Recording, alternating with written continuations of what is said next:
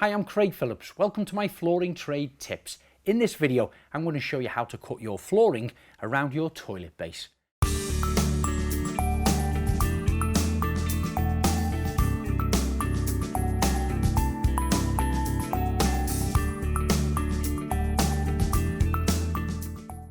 And the products you're going to require are toilet, of course, lining paper or cardboard to create a template, tape measure, masking tape, scissors, pencil, trimming knife, jigsaw and safety specs. Now there's a couple of scenarios. If your flooring is already completed and you're having a new bathroom suite fitted, then you're going to want to place the new toilet into position, mark around the toilet on the existing floor, remove that, take the first 3 planks up and simply cut that out with a jigsaw, leaving a small expansion gap.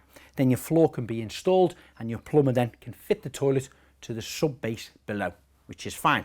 However, your toilet might already be in situ and therefore you're laying your flooring and you're working your way towards the toilet. When you get to the last 3 rows, that's where they've got to be cut. So you're going to have to create a template.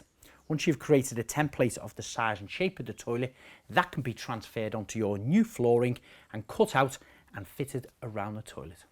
Now my flooring has a joint here, then in this plank, then in this plank. So it's also going to have another one there. So I'm going to take a plank, lay it across those joints and just transfer that mark onto my floor here. I'm using a lining paper to create my template.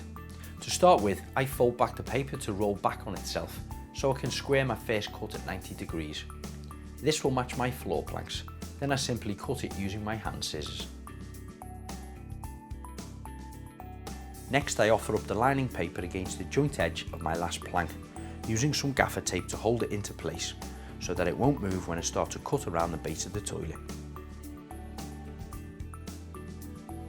As you can see, I'm cutting down the paper to meet the floor. This allows it to fit comfortably around the pan. I'm also going to cut down the opposite end of the plank where it meets the skirting board. This would be the equivalent of your expansion gap when you have your flooring plank in place. After this, I come back to the base of the toilet, using my pencil to scribe the curved shape that I require cutting. Now I can remove my lining paper and trim the shape using my scissors. Once cut, I place the template back into position, fixing it down with the gaffer tape. Then I'm using a plastic 5mm spacer to remark the paper, which creates the size I require for my expansion gap on the flooring. This size may differ depending on what type of flooring you're installing, along with the size of the area, so always check with your supplier beforehand. The next stage is to transfer the shape of your template onto the first plank that needs cutting. Offer the edge of your lining paper against the click edge of the surface of the plank, holding this into place with the gaffer tape that's already on the paper. Scribe the shape of the template onto the plank using a pencil, clamp the board down onto the workbench and cut it out with a jigsaw. Click the plank into position, making sure that you're happy with the relevant expansion gap. If you are, then you're ready to mark and cut the second plank.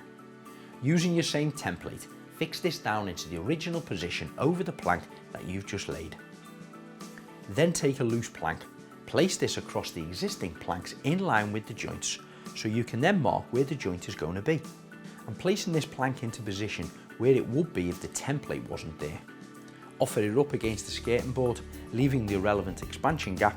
This gives me a marking point on the template of each corner of the plank, as this is where the second plank is going to start.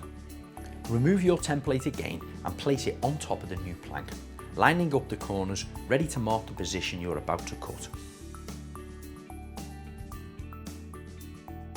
Straight back to your workbench, clamp it down, cut your second plank and then place and click into position. Now you're ready for the third cut, which moulds around the back of the toilet. Again, place your template on top of it using the previous marks from the second plank. Line them up with the top edge of the third plank, which will give you the position of your next cut. Once this is cut, place into position, then you'll need to repeat the process to complete the opposite side. So this is my final plank now cut and installed into position. All that's left to do now is seal the bottom of the toilet where it meets all your cuts with a suitable sealant. If you're not experienced using a cork gun and applying sealant, then it's always wise to mask the area off first. I'm using a 50mm masking tape, applying this all the way around the cut edges of my planks. Then you can apply your flexible silicone at a comfortable pace to fill in the gap. The silicone will need smoothing off with a clean finger before it dries.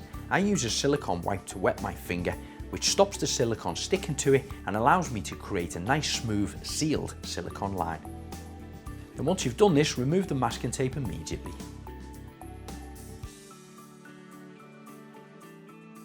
Hopefully I've given you the confidence to be able to install your flooring around your sink or your toilet base. But if you're looking for more inspiration or how-to videos, check us out on all social media handles. Don't forget to subscribe to our YouTube channel, and if you need any information on flooring, just check out the website flooringmountain.co.uk.